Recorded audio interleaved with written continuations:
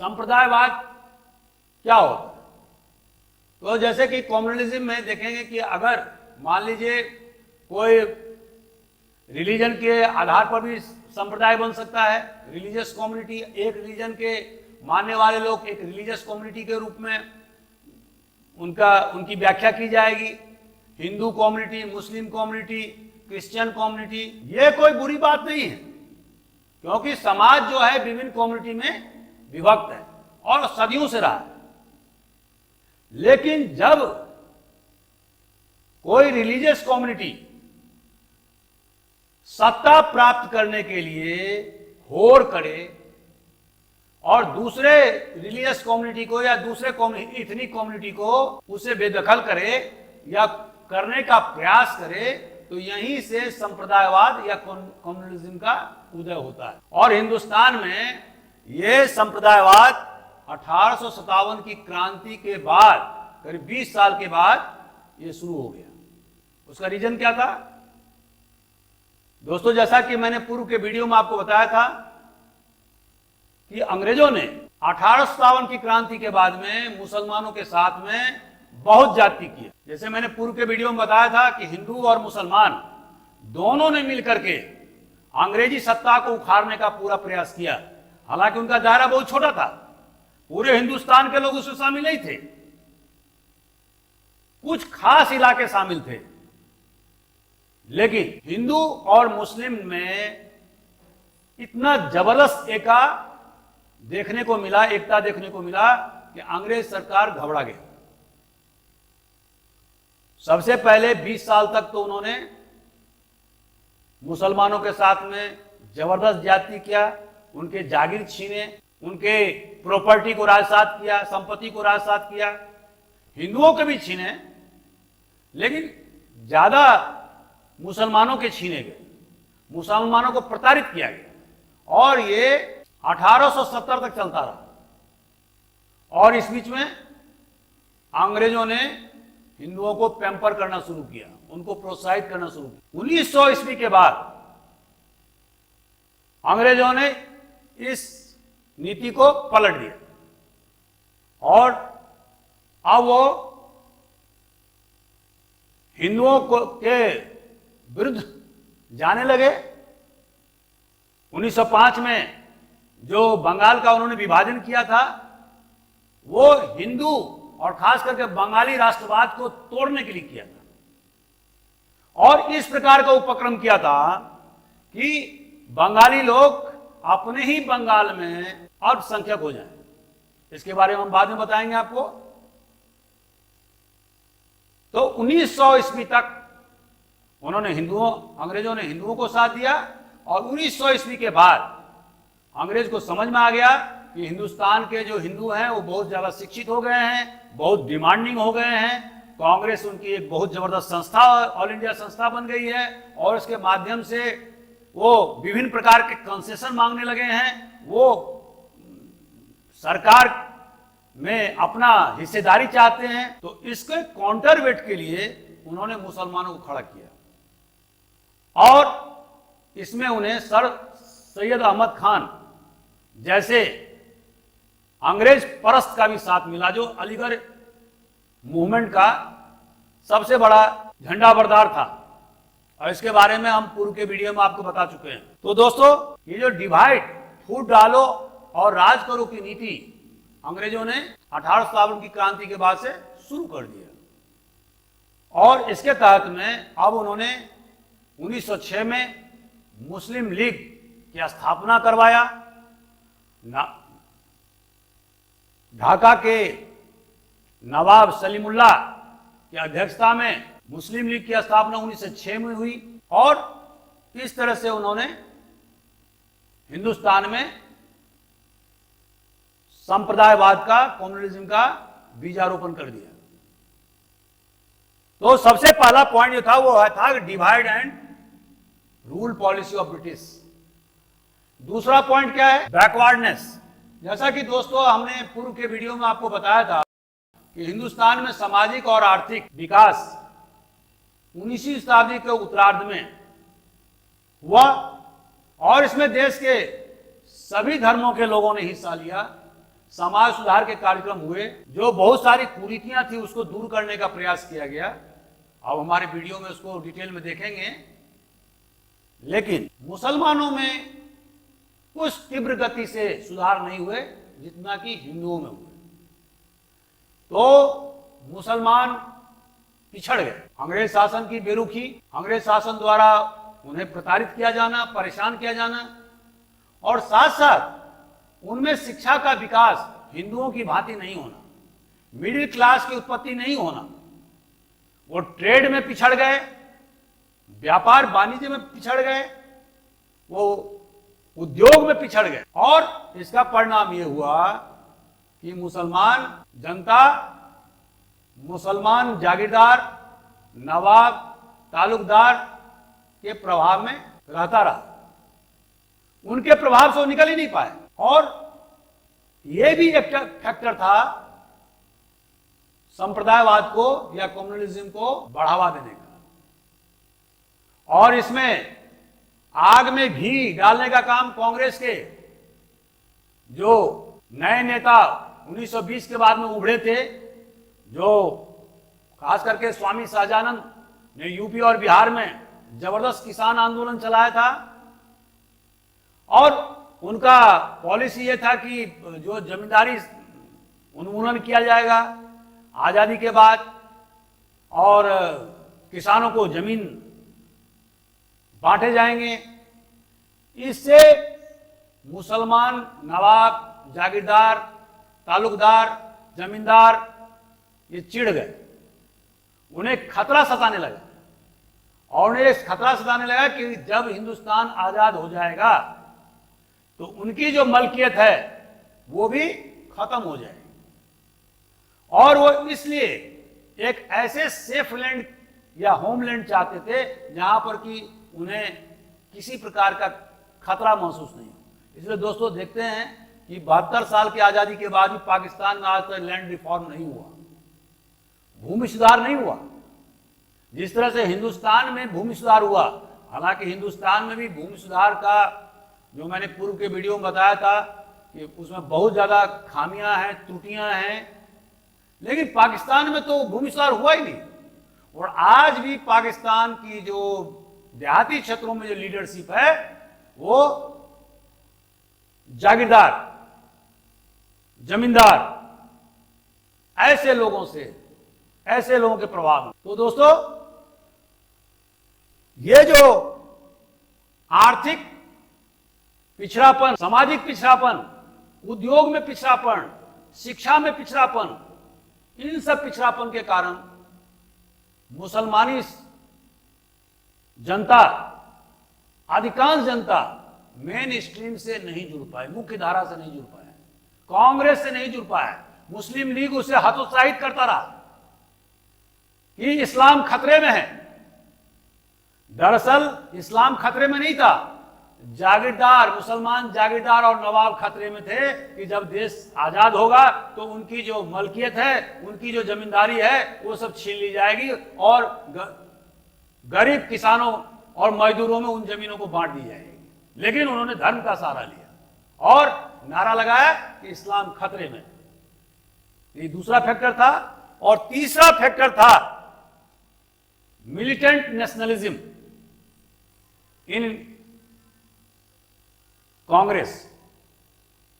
जैसा कि मैंने अभी पूर्व के वीडियो में बताया था, आप उसको जरूर सुने। जो चरमपंथी कांग्रेस का उदय 1905 के बाद हुआ, जिसके कि नेता लाल बाल पाल थे। लाल मतलब लाला लाजपत राय, बाल मतलब बाल गंगाधर तिलक, और पाल मतलब बिपिन चंद्र पाल। ये तीन प्रमुख नेता थे, और चौथा अरविंदो घोष। जिस तरह से कांग्रेस ने एजुकेशनल पॉलिटिक्स आंदोलन का रास्ता अख्तियार किया था, लेकिन कुछ जो पॉइंट्स थे वो सांप्रदायिक थे। जैसे 1905 के बंगाल विभाजन के लिए गंगा में डुबकी लगाने के लिए हजारों और लाखों की तादाद में जाना, गाय को वध रोकने के लिए, कॉ स्लॉटरिंग को रोकने के लिए जगह जगह कमिटी का निर्माण करना, और खास करके यूपी में, बंगाल में, महाराष्ट्र में तिलक के द्वारा शिवाजी उत्सव महोत्सव शुरू करना, गणेश उत्सव शुरू करना, वंदे मातरम का नारा बुलंद करना, और ये वंदे मातरम जो है वो आनंद मठ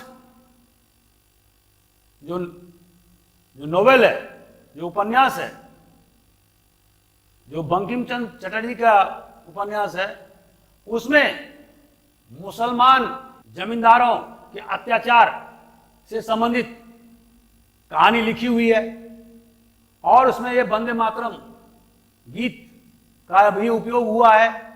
तो मुसलमान इसे चिढ़ते थे, बात बात में काली मां का उद्घोष करना, जयकारे लगाना। हालांकि ये सभी जो स्लोगनरी, जो नारेबाजी था, वो अंग्रेज सरकार के खिलाफ था। ये किसी दूसरे समुदाय के की ओर इंगित करके नहीं किया जा रहा था, लेकिन मुसलमानों को लगा कि ये नारेबाजी उनके अस्मिता पर चोट पहुंचाने वाली है। और इसके बाद 1915 में हिंदू महासभा का गठन हुआ, जो लाला लाजपत राय कांग्रेस के बहुत बड़े झंडाबरदार थे। बाद में वो हिंदू महासभा 1920 के बाद हिंदू महासभा में शामिल हो गए।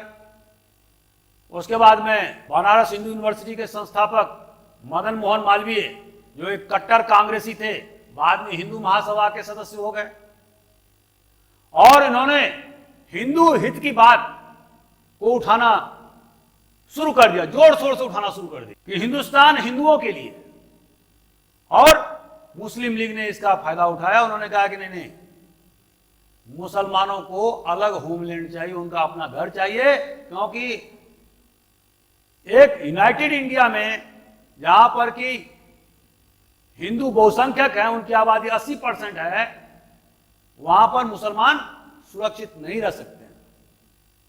और इसलिए हिंदुस्तान में लगातार विभाजनकारी आंदोलन होते रहे। इस विभाजन में या इस विभाजनकारी कदमों में के बीच अंग्रेज शासन ने एक थर्ड पार्टी की भूमिका निभाई, क्योंकि अंग्रेज चाहते थे कि हिंदुस्तान में मुसलमान और हिंदुओं के बीच में किसी प्रकार का एकीकरण नहीं होने पाए।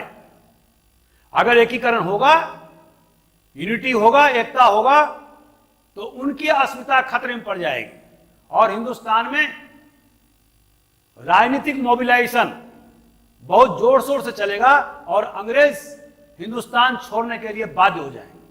तो अंग्रेजों की नीति रही कि हिंदुस्तान में हिंदुओं और मुसलमानों के बीच में, हिंदू और सिख के बीच में, मुसलमान और क्रिश्चियन के बीच में आपस में लड़ाई जाए, उनमें मारकाट मचाई जाए, ताकि उन्हें यह कहने का मौका मिले कि हिंदुस्तान में अस्थायित्व रहने के लिए अंग्रेज शासन का होना बहुत जरूरी है। तो दोस्तों, अब अगले पॉइंट पर चलते हैं। अंग्रेजों ने मुस्लिम लीग को हवा देने के लिए उन्होंने 1909 में एक एक्ट, कानून पास कराया है, और जिसको कि मॉर्ले मिंटो एक्ट भी कहते हैं, और इसके तहत में उन्होंने सेपरेट इलेक्टोरेट, पृथक निर्वाचन क्षेत्र की व्यवस्था किया। इसका मतलब क्या हुआ कि मुसलमानों के लिए अलग से निर्वाचन क्षेत्र तैयार किया गया।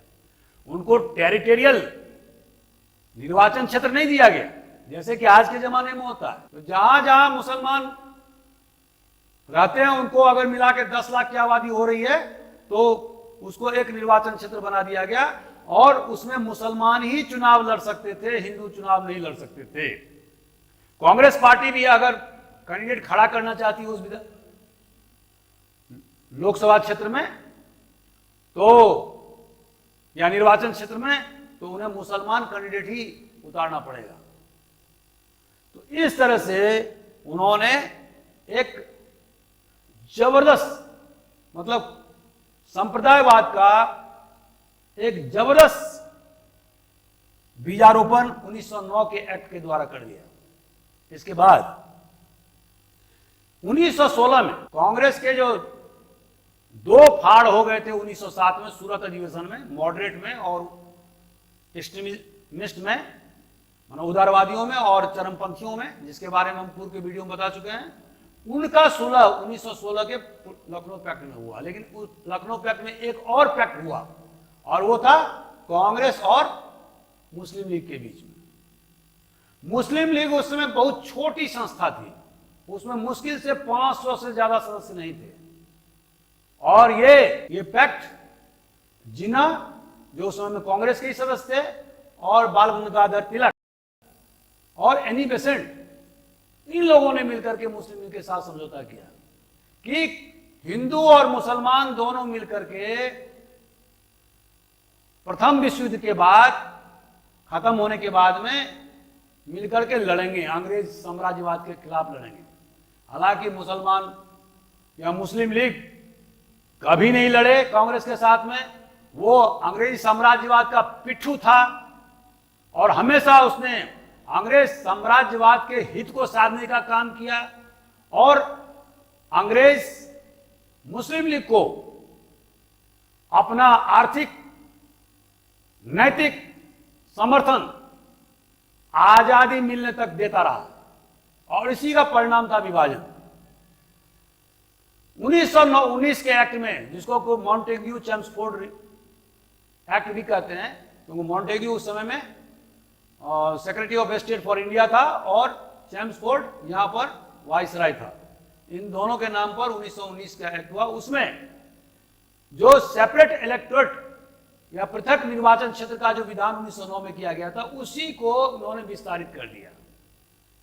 मतलब अब सिख को भी उन्होंने दिया, यूरोपियन को दिया, क्रिश्चियन को दिया, इस तरह से उन्होंने इसका और विस्तार कर दिया। इससे विभाजनकारी तत्वों को फायदा मिला, उनके हौसले बुलंद हुए। इसके बाद में दोस्तों आप जैसे जानते हैं कि 1920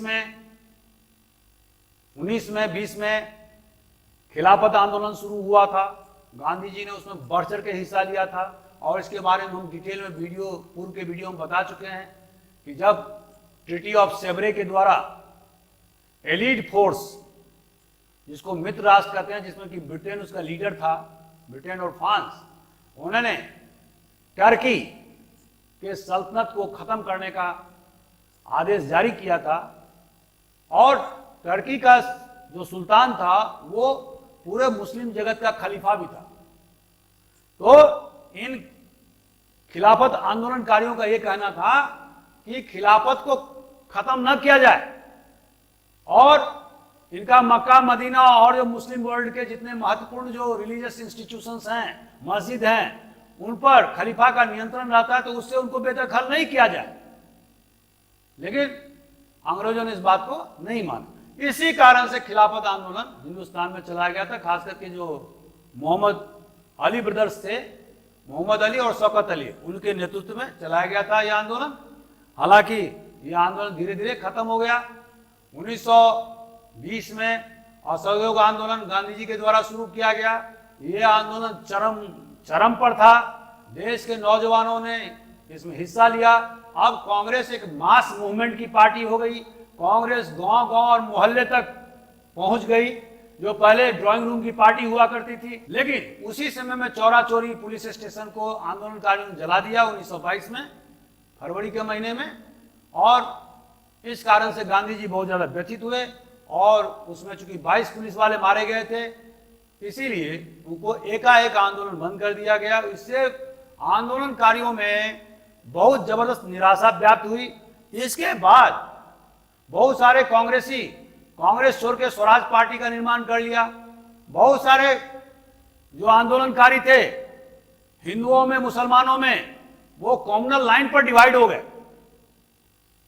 और 1924 में बहुत सारे दंगे हुए देश में और जिसके कारण गांधी जी को 21 दिन तक भूख हड़ताल करना पड़ा। हालांकि उसका कोई ज्यादा प्रभाव उनके भूख हड़ताल का आंदोलनकारियों पर नहीं पड़ा। तो इस तरह से 1928 में नेहरू रिपोर्ट पेश किया गया और इसमें उन्होंने फंडामेंटल राइट्स, मौलिक अधिकार का उल्लेख किया। उन्होंने इस रिपोर्ट ने साफ जाहिर कर दिया कि किसी प्रकार से पृथक निर्वाचन क्षेत्र की व्यवस्था नहीं होगी। तो इससे खफा होकर के कुछ मुसलमान नेताओं ने दिल्ली डिक्लेरेशन 1929 लागू किया था और उन्होंने कहा कि नहीं नहीं, मुसलमानों को उनके आबादी के हिसाब से अनुपात में उनको रिप्रेजेंटेशन दिया जाना जरूरी है, उनका प्रतिनिधित्व होना जरूरी है, और उन्होंने नेहरू रिपोर्ट को खारिज कर दिया। इसके बाद 1929 में कांग्रेस ने पूर्ण स्वराज का नारा बुलंद किया, क्योंकि नेहरू रिपोर्ट में उन्होंने डोमिनेंट स्टेटस की मांग की थी और उसके लिए एक मियाद फिक्स करके रखा था, लेकिन अंग्रेज ने कोई तवज्जो नहीं दिया। तो इससे खफा होकर के 1929 के कांग्रेस अधिवेशन लाहौर में उन्होंने नारा दिया, उन्होंने अपना उद्देश्य निश्चित किया कि पूर्ण Swaraj, complete independence from the British government. और 26 जनवरी 1930 को उन्होंने स्वतंत्रता दिवस मनाना शुरू किया। इससे चिढ़ करके ब्रिटिश प्रधानमंत्री रैमजे मैकडोनाल्ड ने कॉमनवेल्थ अवार्ड की घोषणा कर दिया। लेकिन इसके पहले गांधी जी ने 1930 में सविज्ञा आंदोलन चलाया था, जिसके बारे में हम डिटेल में पूर्व के वीडियो में बता चुके हैं। इसमें महिलाओं ने जबरदस्त हिस्सा लिया था। गांधी जी ने डांडी मार्च किया, उन्होंने, इसको नमक सत्याग्रह भी बोलते हैं, उन्होंने नमक कानून को ध्वस्त कर दिया। इस आंदोलन की सबसे बड़ी विशेषता थी कि इसमें विद्यार्थियों ने, महिलाओं ने बढ़ चढ़ कर हिस्सा लिया, और खास करके जो ट्राइबल्स थे, जो सेंट्रल इंडिया के ट्राइबल्स, आदिवासी, उनने भी बढ़ चढ़ करके हिस्सा लिया, और यह एक जन क्रांति के रूप में उभर गया। इससे डर करके अंग्रेजों ने, जो उस समय में वाइसराय थे लॉर्ड इरविन, तो गांधी इरविन पैक्ट हुआ और उसके तहत में आंदोलन को समाप्त करने का निर्णय लिया गया। लेकिन और 1932 में, लेकिन जब वो गांधी जी को सेकंड राउंड टेबल कॉन्फ्रेंस में लंदन बुलाया गया और जो उन्होंने मांग रखी, उसमें एक भी मांग को मानने के लिए अंग्रेज तैयार नहीं थे, तो जिससे खफा होकर के गांधी जी ने पुनः सिविल डिसोबीडियंस मूवमेंट चलाना शुरू किया। लेकिन वो आंदोलन सफल नहीं हो पाया, धीरे धीरे वो खत्म हो गया। अंग्रेजों ने भी जबरदस्त प्रहार किया और अंग्रेज 1932 में उन्होंने कॉमनवेल्थ अवार्ड घोषित किया। इसके तहत में व्यापारी, यूरोपियन, मर्चेंट, विभिन्न जो कॉमर्शियल क्लासेस थे, उसको भी सेपरेट इलेक्टेड का भी मैंने पृथक निर्वाचन की व्यवस्था की, और उन्होंने दलितों को, डिप्रेस्ड क्लासेस को भी पृथक निर्वाचन की व्यवस्था किया। और लेकिन जब गांधी जी ने भूख हड़ताल कर दिया, तो डॉक्टर अंबेडकर ने गांधी जी के साथ 1932 में समझौता किया, जिसको पूना पैक्ट कहते हैं, और उसमें पृथक निर्वाचन के बदले में शेड्यूल्ड कास्ट और शेड्यूल्ड ट्राइब के लिए, या अनुसूचित जाति और अनुसूचित जनजाति के लिए आरक्षण की व्यवस्था की गई, और सरकारी पदों पर भी आरक्षण की व्यवस्था गांधी जी ने किया। इससे जो रैमजे मैकडोनाल्ड, जो ब्रिटिश प्रधानमंत्री था, उसकी जो चाल थी कि हिंदुओं की ताकत को, उनकी एकता को विखंडित किया जाए, उसमें अंग्रेज सफल नहीं हो पाए। तो दोस्तों, 3-4 मिनट में मैं अपने इस उद्बोधन को समाप्त करूंगा। 1935 एक्ट के तहत 1937 में प्रोविंस में, राज्यों में चुनाव हुए, और जिसमें 11 राज्य में 7 राज्यों में कांग्रेस ने सरकार बनाई, और 2 राज्यों में भी अलग से फिर सरकार बनाई कोलिशन के साथ में। तो इस तरह से कांग्रेस एक बहुत महत्वपूर्ण राजनीतिक ताकत के रूप में 1937 में उभरा, और मुस्लिम लीग उतना अच्छा प्रदर्शन नहीं कर पाया जितना कि उसे करना चाहिए। लेकिन 1939 में जब सेकेंड वर्ल्ड वॉर शुरू हुआ और कांग्रेस को बिना कॉन्फिडेंस में लिए हुए ब्रिटिश गवर्नमेंट को, ब्रिटिश इंडिया को अंग्रेजों ने पार्टी बना दिया, यहां के लाखों सैनिकों को द्वितीय विश्व युद्ध में झोंक दिया गया, तो कांग्रेसी सरकारों ने इस्तीफा दे दिया, और मुस्लिम लीग इसी ताक में बैठा हुआ था। उसने मुक्ति दिवस मनाया।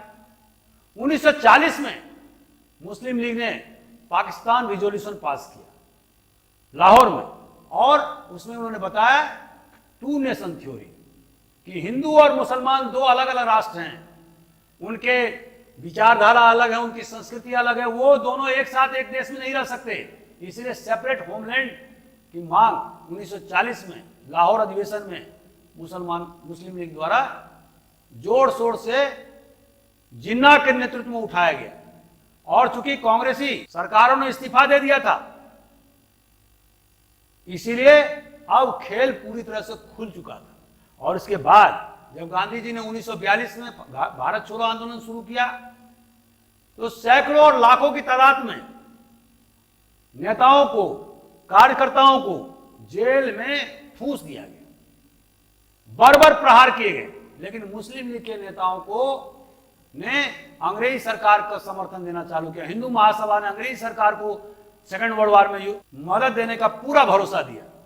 वो कोई जेल नहीं गए, न हिंदू महासभा के कार्यकर्ता गए, न नेता गए, न मुस्लिम लीग के कोई नेता और कार्यकर्ता गए। लेकिन कांग्रेस के नेता 3-3.5 साल तक जेल में। खुद जवाहरलाल नेहरू 3.5 साल के बाद जेल से बाहर निकले 1945। तो ये जो 3-3.5 साल का जो पीरियड मिला, जो खुला खेल फील्ड मिला, इसमें अंग्रेजों ने मुस्लिम लीग को आर्थिक रूप से, नैतिक रूप से पूरी तरह से मदद किया और मुस्लिम लीग एक बहुत बड़ी पार्टी के रूप में उभर गया। और जैसा कि दोस्तों आप जानते हैं कि 1946 में जब चुनाव हुआ, तो मुस्लिमों के लिए जो इंपीरियल काउंसिल में, मतलब केंद्रीय असेंबली में जो मुसलमानों के लिए 30 सीट रिजर्व थे, वो सारे के सारे मुस्लिम लीग के नेताओं ने जीता। कांग्रेस को एक भी सीट पर जीत नहीं मिली। और प्रांतों में भी मुस्लिम लीग ने जो मुस्लिमों के लिए आरक्षित सीट थे, उसमें 427 सीटों पर जीत हासिल किया। इस तरह से साफ हो गया कि मुसलमान मुस्लिम लीग के पक्ष में आ गए और इसका फायदा अंग्रेजों ने उठाया। वो यही चाहते थे, लेकिन वो खुल के नहीं चाहते थे, क्योंकि वो हिंदू के जबरदस्त विरोध का सामना भी नहीं करना चाहते। इसीलिए उन्होंने क्रिप्स मिशन 1942 में भेजा कि हम डोमिनियन स्टेटस दे देंगे। उसके बाद 1946 में उन्होंने कैबिनेट मिशन भेजा और उसमें भी उन्होंने पाकिस्तान की मांग को जिंदा रखा। और अल्टीमेटली माउंटबेटन प्लान के तहत में अंग्रेज ने देश को दो भाग में विभाजित कर दिया, पाकिस्तान और हिंदुस्तान। जहां पर पाकिस्तान में उन क्षेत्रों के लिए चुना गया जहां पर कि मुस्लिम मेजोरिटी एरिया, खास करके पूर्वी बंगाल और पश्चिमी पाकिस्तान, पंजाब और सिंध का इलाका, और नॉर्थ वेस्टर्न फ्रंटियर का इलाका, जहां पर कि मुस्लिम आबादी मेजोरिटी में थी। हालांकि नॉर्थ वेस्टर्न फ्रंटियर में कांग्रेस की सरकार थी, लेकिन जब रेफरेंडम हुआ तो सारे मुसलमानों ने पाकिस्तान के पक्ष में वोट दिया। तो इस तरह से देश दो भागों में विभाजित। तो इसमें सबसे ज्यादा जो भूमिका थी वो अंग्रेजों की थी। वो क्यों विभाजन चाहते थे? क्योंकि कांग्रेस ने शुरू से ही अपना जो उद्देश्य था वो उन्होंने एक समाजवादी व्यवस्था, सोशलिस्ट व्यवस्था आजादी के बाद में स्थापित करने के लिए नारा दिया था। और जैसा कि दोस्तों आप जानते हैं, हिंदुस्तान का जो अभी संविधान है वो एक सोशलिस्ट राज्य की अवधारणा करता है। तो अंग्रेज इससे चिढ़ गए। वर्ल्ड पॉलिटिक्स में उस जमाने में उनका सबसे बड़ा दुश्मन रूस था, क्योंकि हिंदुस्तान बहुत बड़ा देश था और हिंदुस्तान के कांग्रेसी नेता अंग्रेज के पिट्ठू नहीं हो सकते थे। उन्हें खतरा था कि अगर रूस और हिंदुस्तान मिल गया तो हिंद महासागर से उनका पूरी तरह से सफाया हो जाएगा। अरब सागर में उनके बहुत बड़े हित थे, बहुत बड़ी बड़ी तेल कंपनियां अरब कंट्रीज में उन्होंने लगा रखी थी। तो इस तरह से वो चाहते थे कोई ऐसा कंट्री हो जिसमें कि उनको पैर पसारने का मौका मिले, और इसलिए उन्होंने पाकिस्तान निर्माण करा। तो दोस्तों आप समझ गए होंगे कि पार्टीशन ऑफ इंडिया, मैंने भारत का विभाजन क्यों हुआ, उसके क्या क्या पहलू थे, मैंने शॉर्ट में आपको इसके बारे में बताया। तो अगर आपको ये वीडियो अच्छा लगता है तो आप जरूर इसको सब्सक्राइब करें, लाइक करें, शेयर करें और अपने बहुमूल्य सुझाव से मुझे अवगत कराएं। Thank you very much.